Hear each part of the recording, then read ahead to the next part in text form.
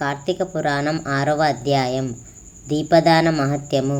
వశిష్ఠుడు జనక మహారాజా, పరమ పవిత్రమైన ఈ కార్తీక మాసంలో దీపదానం సమస్త శుభాలను, సిరి సంపదలను, ముక్తిని కలిగిస్తాయి.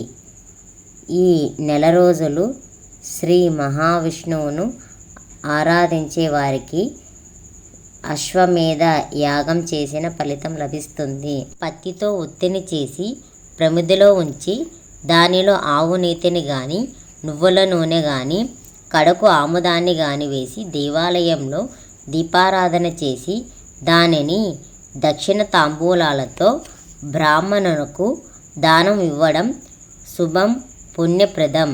ఈ విధంగా నెల రోజులు చేసి చివరి రోజున పైడి పత్తి ఒత్తిని వేసి వెలిగించి దానిని దానమిస్తే ఇచ్చిన వారికి సకల సంపదలు, సమస్త ఐశ్వర్యములు కలగడంతో పాటు మోక్ష సిద్ధి కూడా కలుగుతుంది.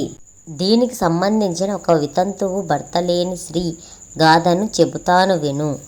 పూర్వం ద్రావిడ దేశంలో ఒక వితంతు ఉండేది. ఆమెకు పెళ్ళైన కొద్ది కాలానికి భర్త మరణించాడు. ఆమెకు అయిన వారంటూ ఎవరూ లేని కారణంగా ఇతరుల ఇండ్లల్లో దాసి పనులు చేస్తూ, వారు పెట్టింది తింటూ, వారు ఇచ్చిన సొమ్మును దాచుకుంటూ కాలం గడిపేది. వంట చేసుకోవడం అనేది ఎరగదు, డబ్బులు ఖర్చు పెట్టడం అనేది తెలియదు.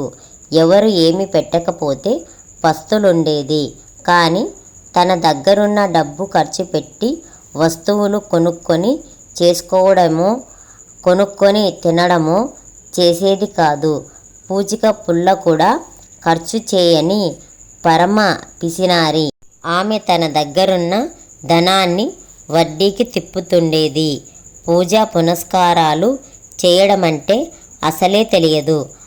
ఆమె కాలం ఆ విధంగా గడిచిపోతుండేది. ఒకనాడు ఆమె నివసించే గ్రామానికి శ్రీరంగం వెళ్తున్న ఒక విప్రుడు వచ్చాడు. అయ్యో పాపం అని జాలిపడి ఆమె దగ్గరకు వెళ్ళాడు. అమ్మా, నేను చెప్పే మాటలు నీకు కోపాన్ని కలిగించినా నేను చెప్పే హితకరమైన మాటలు శ్రద్ధగా విను అంటూ ఆమెకు మానవ కర్తవ్యాన్ని బోధించడం మొదలుపెట్టాడు. అమ్మా, నువ్వు సిరి సంపదల వ్యామోహంలో పడిపోతున్నావు. దాన ధర్మాలను చేయడం లేదు. నీకు నువ్వు ఖర్చు పెట్టుకోవడం లేదు. పూజా పునస్కారాలను చేయడం లేదు. నువ్వు జీవితాన్ని వృధా చేసుకుంటున్నావు. రాక వచ్చిన మానవ జన్మను పాడు చేసుకోకు. నీకు నా అనేవారు లేరు గదా. ఎవరి కోసం అంత ధనాన్ని కూడబెడుతున్నావు? అమ్మా, ఈ శరీరం మాంసం ఎముకలతో చేసిన గూడు. ఇది ఎల్లకాలము ఉండదు, అశాశ్వతమైనది. ఎప్పుడు ఏ రోజు ఈ ప్రాణాలు అనంత వాయువులలో కలిసిపోతాయో తెలియదు. అటువంటి శరీరం కోసం పనికిరాని పాకులాట దేనికోసం? ఈ లోకంలో నీకు ఏమి సుఖం ఉంది? ఎవరు పెడతారు? ఎవరి వలన డబ్బు ఏ విధంగా ఎంత సంపాదించాలనైతే ఉంది. కానీ వాని వలన నువ్వు సుఖపడేది ఏముంది? నిప్పులో పడిన మిడతలాగా ఈ శరీరం, ఆ శరీరంలోని జీవుడి గతి ఏమిటి?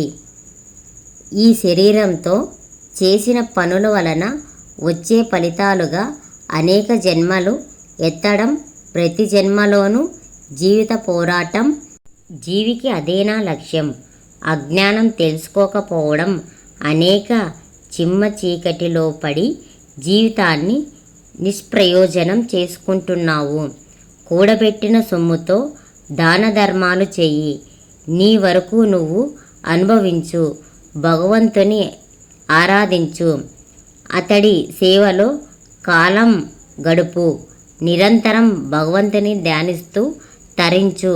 10 మందిలో నువ్వు బతికి ఉండగా మంచి పేరు సంపాదించుకొని సుఖంగా ఉండు. ఇది పుణ్యప్రదమైన కార్తీక మాసం. ఈ మాసంలో చేసిన ఏ సత్కారమైన పుణ్యాన్ని ప్రసాదిస్తుంది, మంచి ఫలితాన్నిస్తుంది. దీపదానం చెయ్యి, మోక్షం లభిస్తుంది నీకు అని చెప్పి దీపదానం చేసే విధానాన్ని బోధించి ఆ విప్రుడు శ్రీరంగానికి వెళ్ళిపోయాడు. కానీ ఆ బ్రాహ్మణుడు చెప్పిన మాటలు ఆమెకు మనసుకి ఎక్కి నిలిచినాయి.